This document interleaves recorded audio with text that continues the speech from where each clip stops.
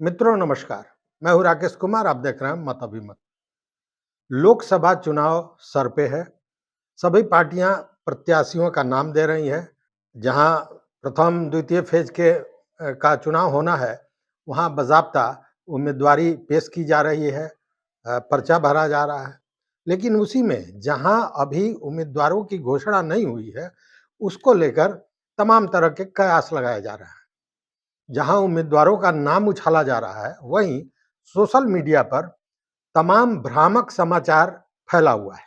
जिस तरह प्रत्याशियों वैसे-वैसे प्रत्याशियों का नाम सामने आ रहा है, जिसके बारे में राजनीति की थोड़ी भी समझ रखने वाले लोग नहीं बोल सकते हैं, उसी तरह का नाम सोशल मीडिया पर आजकल फैलता जा रहा है। मतलब पूरी तरह भ्रामक।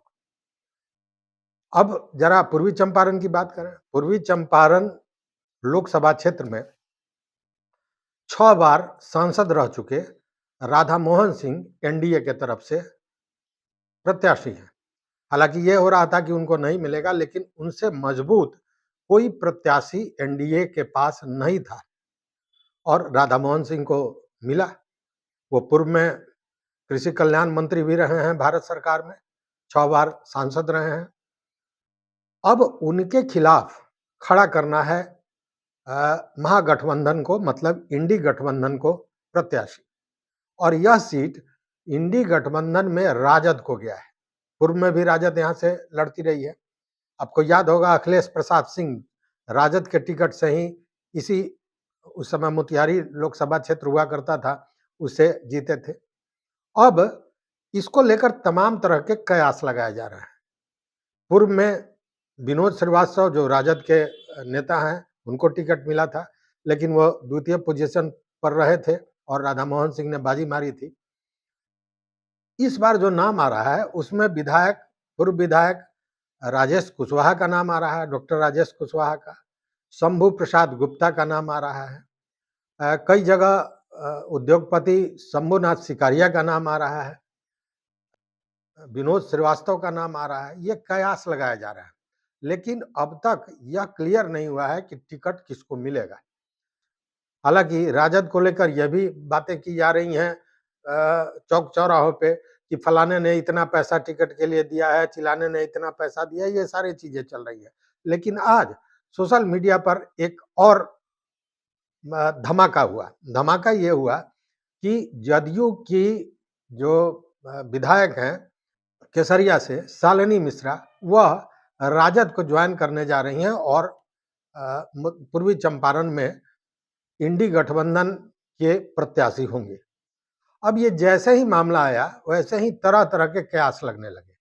कारण ये कि शालिनी मिश्रा जाति से भूमिहार है और आपको बता दें कि शालिनी मिश्रा श्रद्धेय कमला मिश्र मधुकर की पुत्री हैं। कमला मिश्र मधुकर 3 बार सांसद रह चुके हैं इस क्षेत्र से। पहली बार वो केसरिया लोकसभा क्षेत्र से सांसद बने थे। उस समय केसरिया लोकसभा क्षेत्र जो था, उसमें मुजफ्फरपुर के भी बहुत सा क्षेत्र जुड़ा हुआ था। बाद में नाम बदला और मोतिहारी लोकसभा क्षेत्र हुआ। मोतिहारी लोकसभा क्षेत्र से भी 1980 और 91 में वो सांसद थे। सीपीआई के बड़े नेता, बहुत प्रतिष्ठित नेता, सड़क से जुड़े हुए, जमीन से जुड़े हुए नेता, और उनकी पुत्री शालिनी मिश्रा। शालिनी मिश्रा अभी जदयू से विधायक हैं। पिछली बार जब मंत्रिमंडल के गठन की बात हुई तो बहुत तेजी में उनका नाम आया था कि उनको मंत्री बनाया जाएगा। कहने का मतलब कि जदयू में एक सम्मानजनक स्थिति में वो हैं, लेकिन उनके खिलाफ कहीं ना कहीं कोई षड्यंत्र या यूं कहें कि राजनीतिक जो घालमेल होता है, उस तरह का कुछ न कुछ तो पक रहा है। क्योंकि आपको याद होगा पिछली बार जब राजद से जदयू अलग हुआ, नीतीश कुमार अलग हुए और फिर भाजपा के साथ मिले और जब फ्लोर टेस्ट होना था सदन में, तो उस समय भी एक बड़ा बखेड़ा उठा था शालिनी मिश्रा को लेकर। आपको याद होगा फ्लोर टेस्ट के पहले जदयू नेता विजय कुमार चौधरी के घर पर सारे नेताओं को बुलाया गया था। संयोगवश वहां शालिनी मिश्रा नहीं गई थी और उसके बाद डिजिटल मीडिया में, सोशल मीडिया में ये मामला बड़ी तेजी से उखड़ा कि कुछ वैसे विधायक जो राजद के संपर्क में हैं, जो जदयू या यूँ कहें कि एनडीए के का मुखालफत करने वाले लोग हैं, वो इसमें नहीं आए हैं। और इसको लेकर शालिनी मिश्रा का नाम बड़ी तेजी से उछाला जा रहा था। हालाँकि बाद में शालिनी मिश्रा आईं मीडिया के समक्ष और उन्होंने स्पष्ट अपनी बातों को रखा और उन्होंने कहा कि वो दिल्ली गई थी इलाज के क्रम में और इसकी जानकारी उन्होंने बाज़ाब्ता जो जदयू के बड़े नेता हैं उन लोगों को दे दी थी। बाद में इसकी पुष्टि भी हुई। मतलब कि वो जानकारी देने के बाद दिल्ली गई थी और जदयू के जो शीर्ष नेतृत्व के लोग हैं, उन लोगों ने विश्वास किया था उन पर और उनको जाने की इजाज़त दी थी और उसके बाद वो दिल्ली गई थी। लेकिन बाज़ार में, मीडिया में, राजनीतिक गलियारों में ये पूरा मामला फैल गया कि वो भी विरोधी गुट में शामिल हो गई हैं। खैर, वो बातें स्पष्ट हो गई, सामने आ गई बात। अब ये नया शगुफ़ा फिर एक बार शुरू हुआ है। इसको लेकर हमारी बातें भी हुई शालिनी मिश्रा से। तो उन्होंने क्या कहा, ये सुनिए आप। हेलो। हाँ नमस्ते, हम राकेश बोल रहे हैं मटियानी के पत्रकार।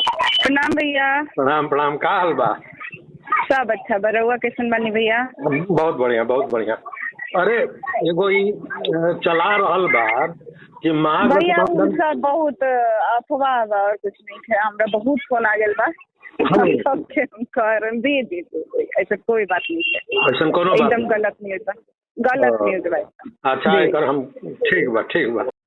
तो सुना आपने, उन्होंने स्पष्ट कहा कि यह टोटल अफवाह है, गलत न्यूज़ है और इसमें कहीं कोई सच्चाई नहीं है।